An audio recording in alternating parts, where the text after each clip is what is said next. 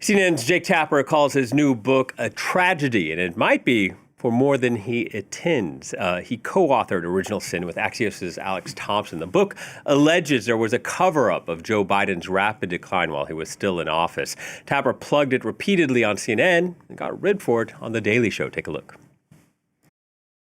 We're back with breaking news in our politics lead and a brand new excerpt from my upcoming book with Axios' Alex Thompson. It's called Original Sin. I'm not sure if you've heard of it. It's on Biden's decline. It's called Original Sin. I'm sure you've heard on May 20th. That's Tuesday. Original Sin. That's coming out in 3 weeks. On May 20th. That's just 19 days away. In 1 week and 1 day. It's coming out in just a few days. Comes out Tuesday. You will not believe what we found out. Forgetting about the fact how weird it is that the news is selling you a book about news they should have told you was news a year ago for free. Some viewers criticizing how CNN promoted the book, obviously. Even when news broke last week that Biden was diagnosed with prostate cancer, CNN's media analyst managed to bring up the book Original Sin. Take a look. The timing, Jessica, is just extraordinary. This book coming out, one of the biggest political books in several years. Take out our colleague Jake Tapper for a second. This book, no matter where it was coming from, was going to be a very big blockbuster book. And it just so happens two of the best reporters in Washington, Jake Tapper and Alex Thompson, are the authors of it. It's already a bestseller based on the number of pre-orders. And so this book comes out in 2 days, but some of the excerpts have already come out, and it's reignited this debate in Washington and beyond within the Democratic Party about Biden, about whether he should have run for re-election. Now, go back before the Democratic primary. There were numerous polls, like from the Associated Press or the Wall Street Journal, among others, that said a majority of Americans were concerned about Biden's age, thinking he was too old to seek re-election. Now, while interviewing Tapper and Thompson, Megyn Kelly said conservative and independent media had been reporting on the decline long before legacy media like CNN. You ignored the freeze-up that he had at the Juneteenth celebration. You ignored what happened at the G7 when he wandered off and Giorgia Meloni, Prime Minister of Italy, had to go find him. You ignored the freeze-up at the George Clooney LA fundraiser. You didn't cover it. You only covered it after the debate, after George Clooney wrote his op-ed. Jake, nobody made you do that. There was your network at every turn was telling us those were, quote, cheap fakes. And you were not combating that narrative. CNN was actively misleading us on what our very eyes were showing us. That's the truth. That's the record. Alex and I are here to say that conservative media was right and conservative media was correct, and that there should be a lot of soul searching, not just among me, but among the legacy media to begin with, all of us. Well, let's bring in our guest. Richard Tofel is a former president of ProPublica, and he reviewed Original Sin for Columbia Journalism Review. He joined us now from upstate New York. Richard, before we get into the book, I just want to talk more about how the authors were getting grilled from the political right and political left. What did you make of this criticism, and can you explain it to our viewers? I mean, there's assertions, as you saw from Megyn Kelly there on the right, that this subject was undercovered. I don't make much of that because the American people, by the summer of 2023, when there is some evidence the president's mental decline hadn't even really begun in earnest, were convinced that he was too old to do his job. So if this was a cover-up, it was not succeeding, and the American people well understood the facts. The criticism from the left, I guess, is that they should have brought this up in a way that forced Biden from the race earlier. The responsibility here, I think, that the book reveals is, yes, the press failed to report out this story, especially in the period between the middle of 2023 and the middle of 2024, and also public officials who were well aware of the president's decline said nothing. Yeah, that clip we saw of Jake Tapper speaking to Megyn Kelly, it's pretty rare and significant for a journalist from CNN to say they were wrong and that someone like Megyn Kelly and the conservative media were right. Now, in regards to Tapper, Did his interest?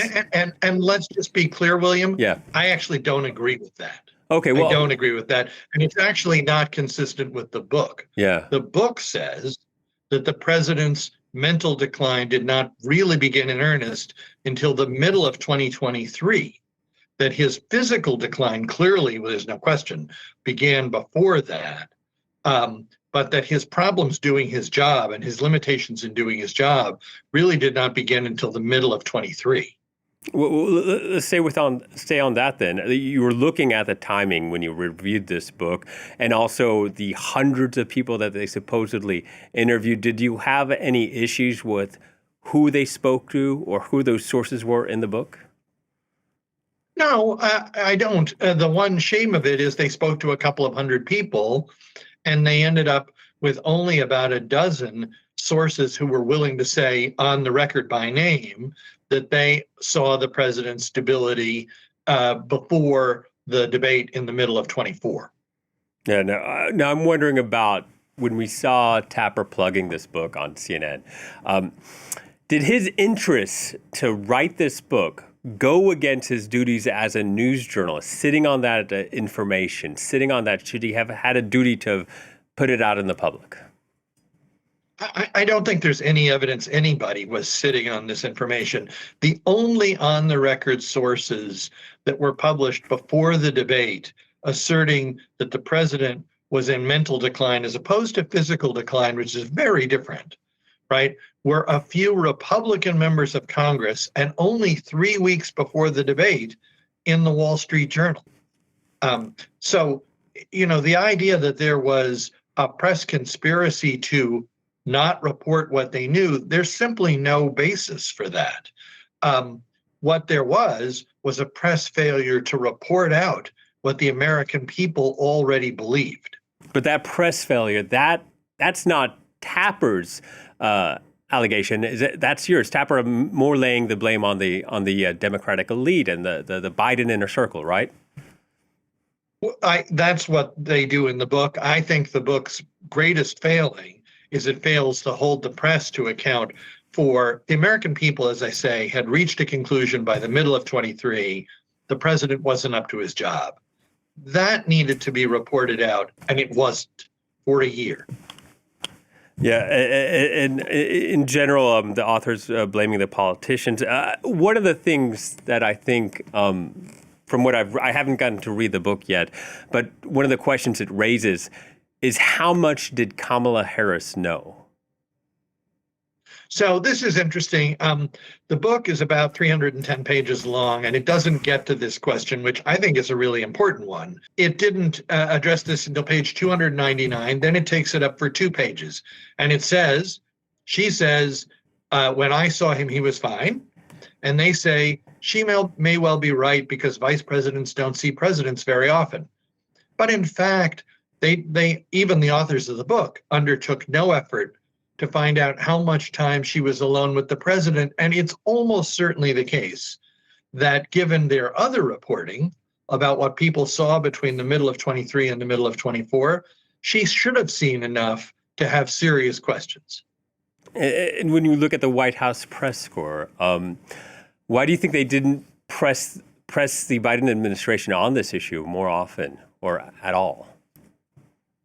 Well, I don't think it's really a question of the press corps in the press room, because that's not a great place to do this. What are you going to say? Is the president up to it? Yes, no.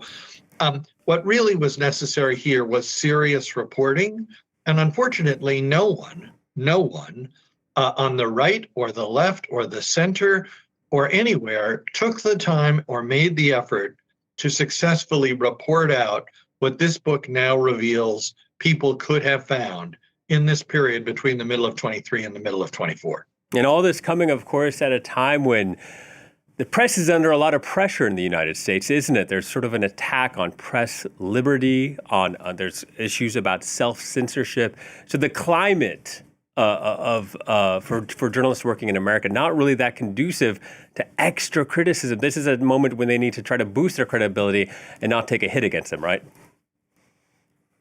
Yes. I mean, I think, honestly, the press in the United States is doing an excellent job of reporting right now. I think there's been extraordinary reporting about the first 4 months of the Trump presidency. And I think the polls reflect that the American people are quite well informed about what's going on.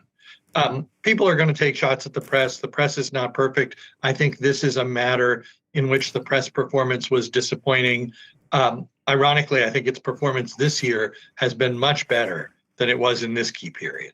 All right, Richard, thank you so much for joining us. Richard Tofel, former president of ProPublica, joining us from New York. Thank you. Thanks for having me. And that brings us to our quote of the week. Megan McArdle writing in a column in the Washington Post, calling for journalists, including her, to do better. She said, quote, "The only way out is to face the truth. The president was not fine, was not even within shouting distance of fine. And until we examine our own failure to report that fact, neither are we." That's it for this edition of Scoop. Thank you for watching, and please stay tuned to France 24.